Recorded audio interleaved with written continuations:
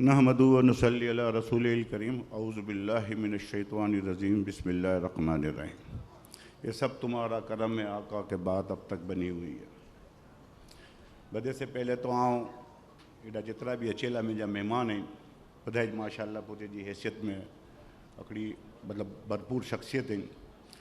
अमुक जा नाम आउं गिनी सघंदो आहियां, अमुक जा नाम ना गिनी सघां तो थोड़ी सी ये रसूली ॻाल्हि थी वेंदी कि ये सफ़र जो है ऑल पाकिस्तान मेमन फेडरेशन जो मूंखे एॾा गिनी अचनि था, जो मुंहिंजी सपोर्ट करनि था, क्योंकि ऑल पाकिस्तान मेमन फेडरेशन हिकिड़े इलेक्शन जे प्रोसेस से मतिलबु वॾा उहिदेदार अचनि था, तो जो जमात जा सेक्रेटरी, जो जमात जा प्रेसिडेंट, जो जमात जा वोटर आहिनि, ऐं उन्हीं जो भी बहुत बेहद मशहूर ही ये थोड़ी सी अगर अनकन्वेंसी थी हुई हो तो उनकी माजरत चाहे तो ऐं बधाई एॾा शिरकत करी आहे, असांजी हौसला अफ़जाई करी आहे, बहुत जाए लोगों की बदे जी मेहरबानी।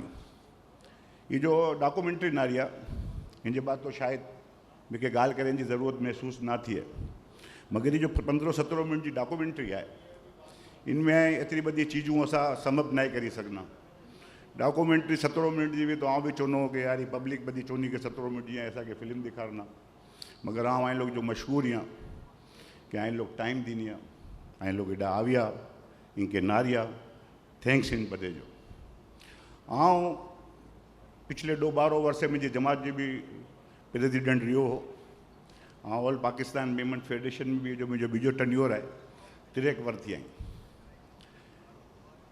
ये सीट पे अचन के बाद इनसे पहले जो सफ़र में जो है आऊँ इन चीज़ के समझनो ना वो मुझी बल्कि समझनो करो ना हो लड़नो मुझे भाई से भी लड़नो हो कि यार करो तो ज़िंदगी चुनी गिनी करो एदा मुनाफिक तेरा सफ़र में भी निकलने करो करने तू ही वो चुनो ना कि करनो है।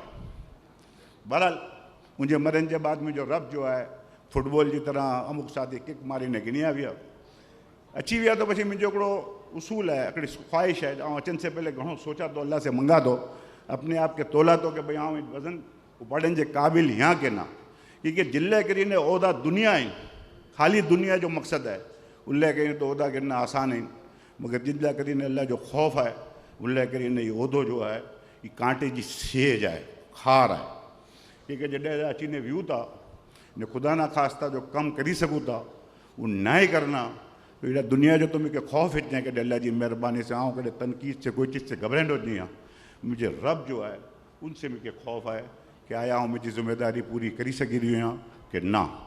बहरहाल हिकिड़ी चीज़ से आऊँ मुतमईन हाँ कि आऊँ जॾहिं भी इन सफ़र में आयो आहियां चाहे जमात में चाहे ऑल पाकिस्तान मेमन फेडरेशन में आऊँ कोई भी बहुत वॾा ख्वाब माणे के ना दिखारियो, आऊँ कॾहिं भी कोई बहुत वधी मतलब वो नहीं करियो कि मैं 2022 में सब चेंज कर दूंगा, मैं मेमन कम्युनिटी को सबको घर दिला दूंगा, मैं सबको रोज़गार दे दूंगा, मैं सबको तालीम दे दूंगा, इले करीने कि जितरो भी दीन के पढ़ियो या ये अकड़े माड़ू ले करीने या अकड़े इदारे ले करीने मुमकिन ही ना है, क्योंकि रब जो सिस्टम है किसी को थोड़ा दूँ किसी को ज़्यादा दूँ किसी को ले के आजमाऊँ किसी को दे के आजमाऊँ, तो ये आऊँ मुतमईन हाँ कि आऊँ कॾहिं भी कोई के ख्वाब ना दिखारियो, कोई मंशूर में कोई वड़ा प्रोजेक्ट ना दीनियो, हाँ मगर आऊँ ख्वाब ना रहतो जॾहिं आऊँ एडा उहदे ते आवियो तो मुझो ओत में शामिल है, जॾहिं आऊँ जमात में आवियो तो मुझी जमात जी हुई कि भाई आऊँ मुझी कम्युनिटी के अपलिफ्ट मुझी जमात के लोगों के करनो। जॾहिं ऑल पाकिस्तान मेमन फेडरेशन में आऊँ अची वियो तो मुझे ओत जी डिमांड ये है कि आऊँ मुझी मेमन कम्युनिटी के अपलिफ्ट करा। आऊँ हर जगह तक आऊँ जब माइक गिना तो मेरा साथी बदे बगलू जागन था नहीं भाई करो बोलनो करो नहीं बोले, मगर आऊँ करो करा। आऊँ अगर मुझी कम्युनिटी जा लोग अचन इनके सामने कम्युनिटी जा मसाइल ना बता रहा, क्योंकि जो 5 साहिब सरबत लोग यूँ जो 5 ड्राइंग रूम में भी बैठा हूँ था अज के दौर में सोशल मीडिया जो दौर है जिदा भी उन्हों था प्रेजेंटेशन दियो, मुझे क्या हाउसिंग जो कम करना है ज़मीन इतना किन चीज़ जो प्रेजेंटेशन दिया है कि ये बड़ी चीज़ों जो है ना जो माशरे की ज़रूरत थी हुई आऊँ साथी के चाहते कि भाई ज़रूरत तो आए पूरी करो, क्योंकि आऊँ तो अकड़ी जीत जारी हुई हाँ कि रब जा फैसला थियन था। आऊँ कोशिश करनो आऊँ घणी चीज़ों सोचियो यहाँ साथी में डिस्कस करियो यहाँ ये जो हाउसिंग जो मसलो है ये मुझे नज़दीक बहु मतलब जो है परेशानी जो है पा इधर बिल्डर भी आबाद वाजा साथी भी बैठा हैं घणी जगहों घणे वर्षे हद से ना घणे वर्षे नारी रही हूँ। माड़ू चिंता अब लेट हो गए हो, अब तो भाव बहुत बढ़ गए हैं, कभी लेट नहीं हो गए हैं जी। जब उठेंगे सुबह, रात सो के इंशाल्लाह सवेरा है जी जी हालात बनना।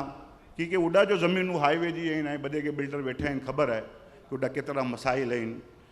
माण्हू पोते लाइ तो गिने गिने तो, उनके लड़ी भी गिने तो, उनजा केस कबारा भी कड़ी गिने तो, मगर इदारे लाइ करीने कोई माण्हू ही रिस्क गिने लाइ तैयार न थींदो। मगर हिकिड़ो मसलो ॿियो बि आहे कि हाईवे ते पाण वञूं था, अॼु 30-40 वर्षे अॼु हाईवे जी वारी आई आहे। अॼु भी कॾहिं पाण ज़मीन गिनूं था तो 12 वर 15 वर के बाद उनकी आबादी शुरू थी। तो गरीब माण्हू या वाइट कॉलर माण्हू इनके पाण कॾहिं प्लॉट दी ने वाट न रहे कि तू 12 वर के बाद अची थी आबादी थी तो घर बनी वञो। तो जिनके भूख लॻियल आहे उनके तो पाण खे फौरी खेंजो ॾिनो खपे। तो ये भी घणा मसला आ रहा हुआ। ये शब्बीर वेठो है, मरूम कादर मरी वियो, घणी चीज़ें ते वर्क करी आहे, घणी चीज़ें सौदा भी करी आहे। अल्लाह जी जो बेहतरी हुनी।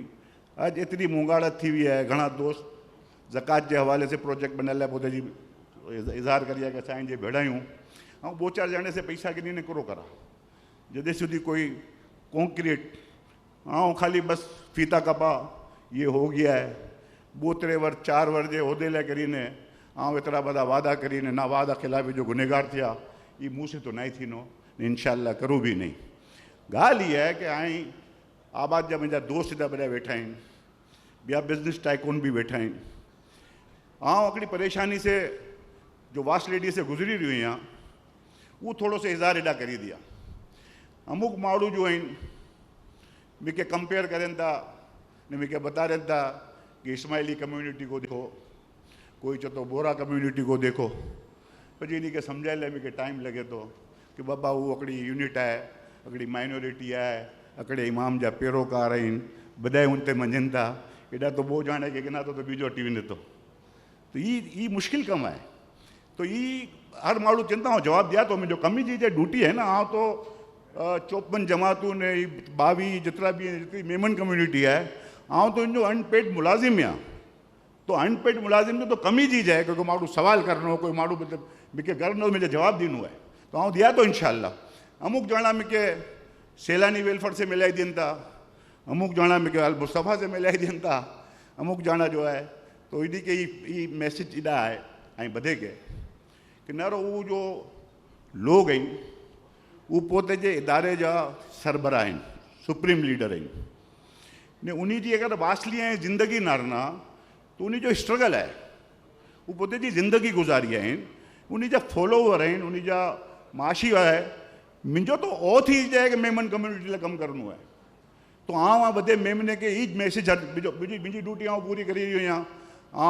घणी नेगेटिव गालियों जो आहिनि जो बड़ी चीज़ क्योंकि अदब में हिकिड़ो शोबो हुए तो यार ये थोड़ी घड़ी गाल करे कि तव्हांजी इजाज़त है ना भाई साहब, बर बोवर में आके बरकायो था।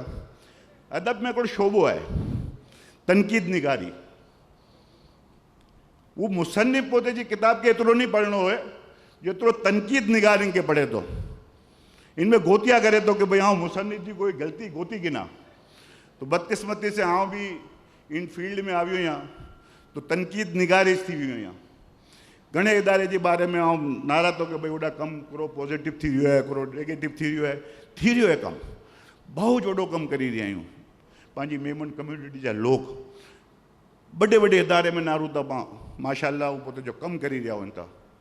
मगर मेमन कम्युनिटी अड़ो जो ये दोस्त मुझे सामने बैठो है अख्तर के ॾेढी सवाल करियो कि यार ये करो वजह है कि पंहिंजी मेमन कम्युनिटी जी औरतूं जो आहिनि ये बड़ी जगह ते मंगनि थियूं। इस्माइलीअ के ने बोरा कमेटी के नए नारनो, मगर उड़ा तव्हांखे बता रही ना हो, मैं बता रहा मुझे एक्सपीरियंस में है।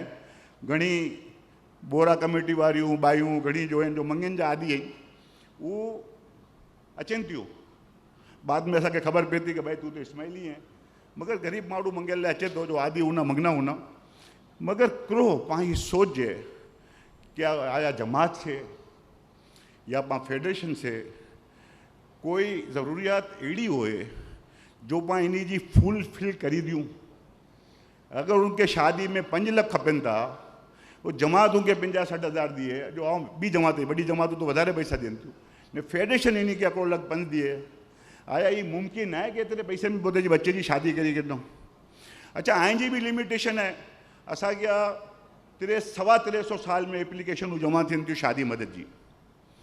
माण्हू चिंता कि यार 1,05,000 से क्या होता है, मगर असा के तो 300-350 एप्लीकेशन जा पैसा ही कैलकुलेट करो कितना बनी वञनि था।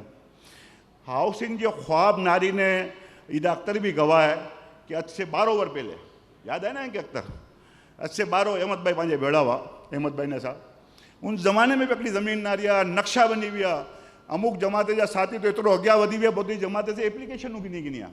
ऐं उन ज़माने जी ॻाल्हि करे रही आहियां जॾहिं 4-5 लाख रुपया शायदि 15 लाख रुपया एकड़ भाव हुनो तो रही वियो वो प्रोजेक्ट 4 लाख रुपया भाव हो वो रही वियो प्रोजेक्ट।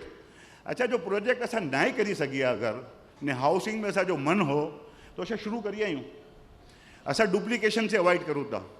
ये WMO जा मुंहिंजा साथी दोस्त शहजाद भी वेठो है शुएब भी है ये पहले जो फेडरेशन करी हाउसिंग में कम पची जॾहिं WMO चालू करी तो सॼी दुनिया जा महिमान आ विया हर माण्हू आस लगाए कि नहीं कि मुंहिंजो मकान थी वेंदो वो WMO ॾिनी 2.5-3 हज़ार मकान में माउनत करी पची कोई वजह से रोकाई वियो तो असां चया कि ठीक है हाणे WMO न करी थी तो पां थोड़ी घणी मदद करूँ।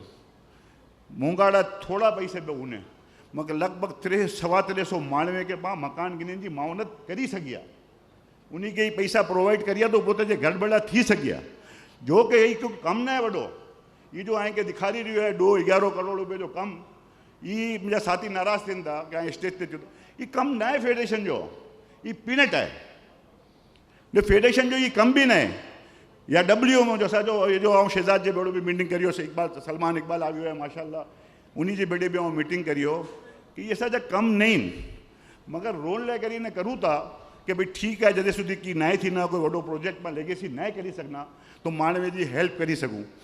ये बताए कम जो है जो फेडरेशन जा खपेनि जो असांजा खपेनि कि जमाते जो प्रॉब्लम निडी जमाते के अपलिफ्ट ये जो है कि बता रही है फेडरेशन जो बता रही है जो असां 12 महीने ॿिया कम करी करूं था जो निंडी जमातूं प्रोवाइड ना ही करी सघनियूं उन्हीं के असां 12 से फंड कराए ॾियूं था कि फेडरेशन जो क्राइटेरिया बनेलो है कि हर जमात जा इक्वल राइट आहिनि। ये जो है कि बता रही कि 3 रिक्शा ने 6 मोटरसाइकिल हुई इतने बता रही तो वो घनी वड्डी जमातों के छोट मोटरसाइकिल ने 3 रिक्शे में करो करना मगर असा फेडरेशन ते साइड ते नारू था तो असा के 400-500 जो है वो मोटरसाइकिलूं खपन थियूं या 150-200-300 3 फेस में दी चुके आहियूं थोड़ी सी इनमें जो है रही हुई है बाम मगर पछी भी जो मेमन कम्युनिटी जो स्टेक है जो मेमन कम्युनिटी जी हिकिड़ी मतलब रिकॉग्नाइज फेडरेशन है जो मतलब एॾा अचनि था।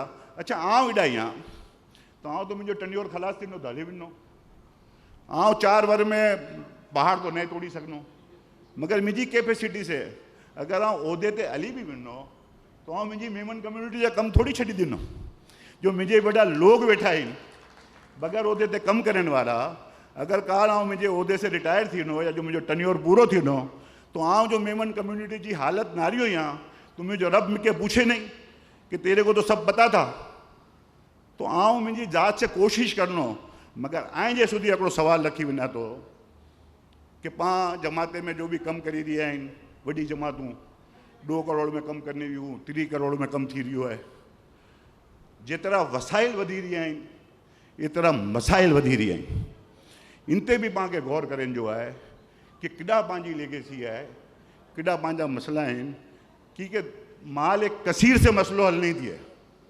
खैर और बरकत से मसलो हल थीनो तो इन ते भी नाराज़ है। डिवोर्स मुझो मेन इशू है जो बहु वधी रही है इनके मथे भी कम थियो खपे।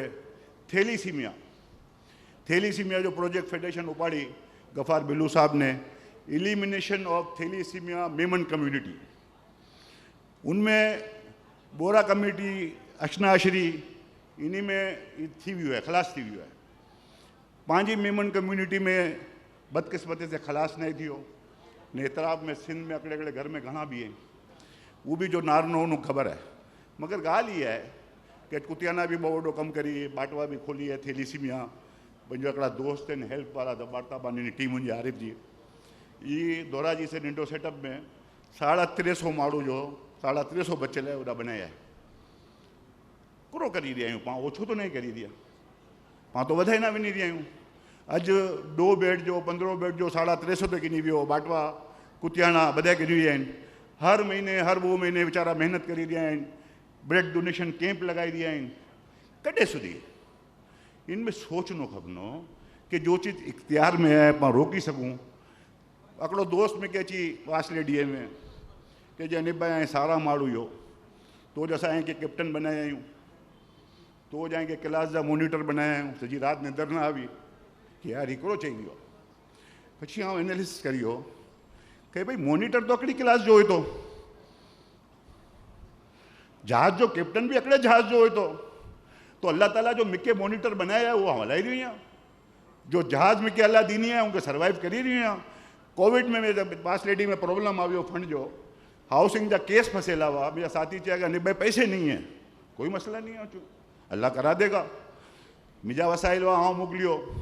हाँ मुझो दोस्त है जुनेद को नाम गिनो लाजमी है, इलाही करीने कि माण्हू जॾहिं बि इनके फ़ोन करा तो कि यार जुनेद मुझे यहीं से मिलनू है, तो ये चए तो कि ना हाँ अचणो यहीं से मिले लाइ। वासले इतना वधा लोग ऐं वेठा हो ऐं मूंखे बता रहो कि केतिरे माण्हूअ खे फ़ोन करीने डोनेशन मंगी हुई या ज़कात मंगी हुई क्योंकि वासले डी में 2-4 ॼणे से मंगियो तो माण्हू चवंदा हुआ यहाँ ख़र्च हो गए वहाँ खर्च हो गया, चलो अल्लाह बरकत डालेगा। मगर हाणे जो है मूंखे अल्लाह ताला तरकीब समझाई दी है और सलाह ते हाजत पड़ा तो दुआ मंगा तो जिन माण्हू से मुझे मन थे तो कि इनसे मंगावा है तो उनसे तू तड़ा करी ने मंगी भी गिना। तो इनमें जुनेद भी मुझे दोस्तार है, इनमें अख्तर भी है, फिरोज गया भी हो, तो वो भी मूंखे जी गिनो पैसा अल्लाह मुझा कम कराई दिनो। असां जो सोची आहियूं वो कम कराई दिनो, वो हली रहियो है, मुझो शिप हली रहियो है। जिन क्लास जो मॉनिटर आहियां वो क्लास हली रही है, मगर करो मॉनिटरी से रिटायर थी विना, करो अगले जहाज थी हलाइण रिटायर थी विना, तो ये ना है, यहाँ के सोचन जो है। काल हिकिड़ो दोस्त मूंखे मैसेज मोकिली कि मेमन सारी दुनिया में मेमन कम्युनिटी का बड़ा नाम है, सारी दुनिया में पाकिस्तान चैरिटी में बड़ा नाम है, मगर क्या वजह है कि पाकिस्तान दूसरे कामों में खैर के कामों के अलावा दूसरे कामों में करप्शन में सब चीज़ में 160 नंबर है। करो वजह है।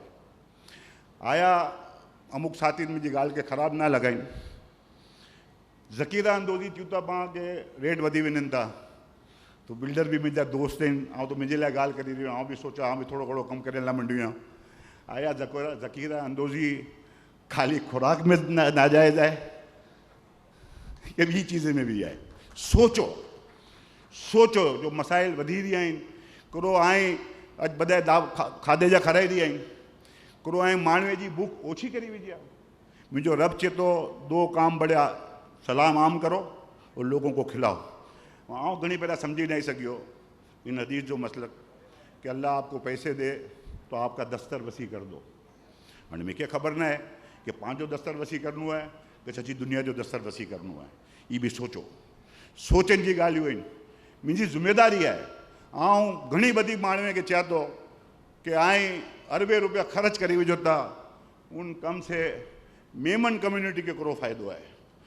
फील्ड में कम करा तो जा 70% 65% जो जमात जा सदन सेक्रेटरी हैं उनके खबर है 65-70% जी लो पॉवर्टी लो है। जा यूथ जा बच्चा जो ये मतलब वासले डी में असा तो अजीज भाई बैठा ये जो गैंग वार जो मसलो हलियो, इनमें पांजा केतरा मेमन बच्चा जो ये उन्हीं में शामिल थी विया।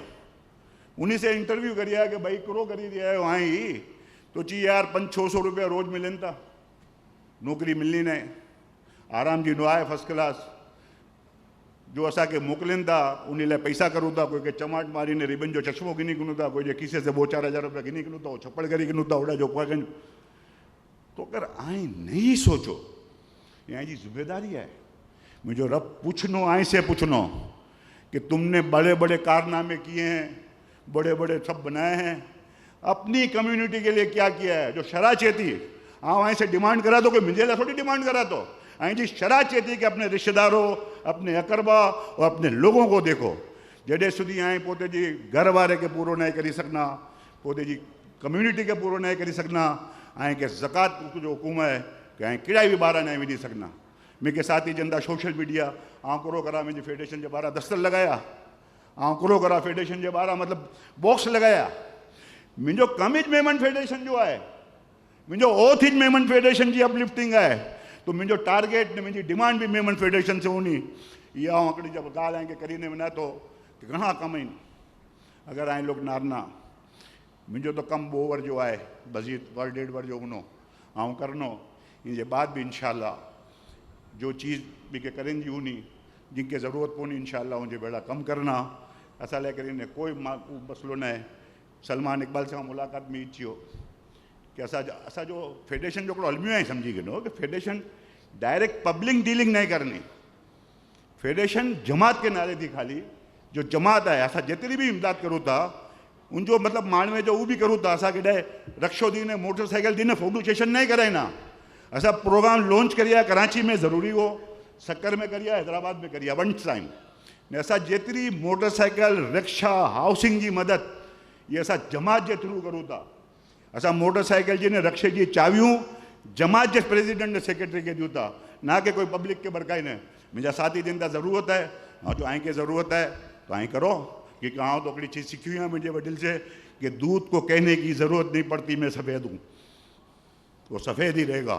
तो अकड़ो दोस्त मुझे बोतरे तकरीर में जी चूना भी सफ़ेद होता है, हाँ चू मुँह में रख के देख लो। दूध की क्वालिटी है कि वो जिसमें जाएगा उसके रंग का हो जाएगा, फट जाएगा तो भी काम आएगा, मावा बनेगा, मलाई बनेगी।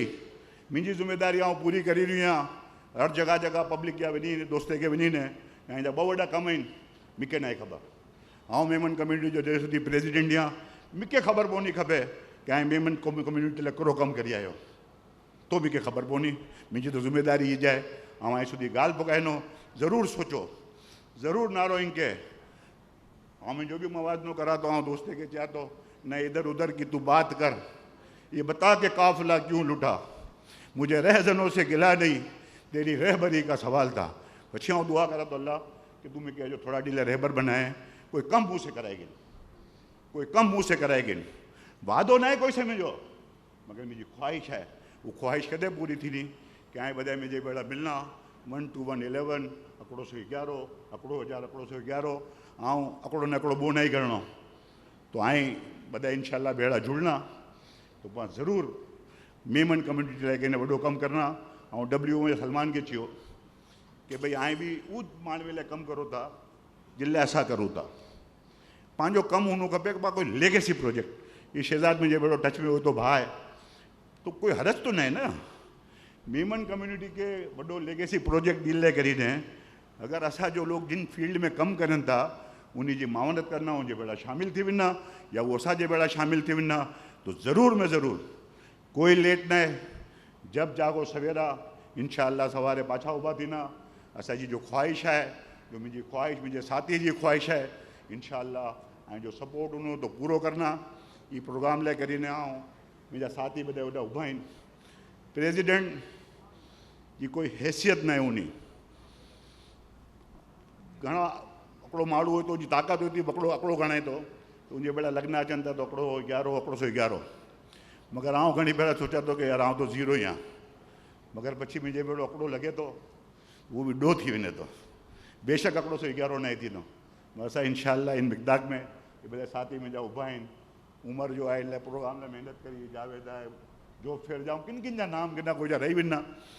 ये मुझी हैसियत जो है ये मुझा साथी मुझा दोस्त मुझा वेल विशर मुझे बेड़ा उभा रोन वारा आऊँ बधे जो है जो मशहूर ही हाँ जो भी मशहूर ही हाँ कि मुझी गाल सुनी ने समझो इनके सोचो सोचो कि रोकथाम भी करावाए ने किन तरीके से अपलिफ्ट करूँ पांजी कौम के पांजी कम्युनिटी के इंशाअल्लाह अल्लाह ज़रूर खैर विझनो। कोई गाल मुझी ख़राब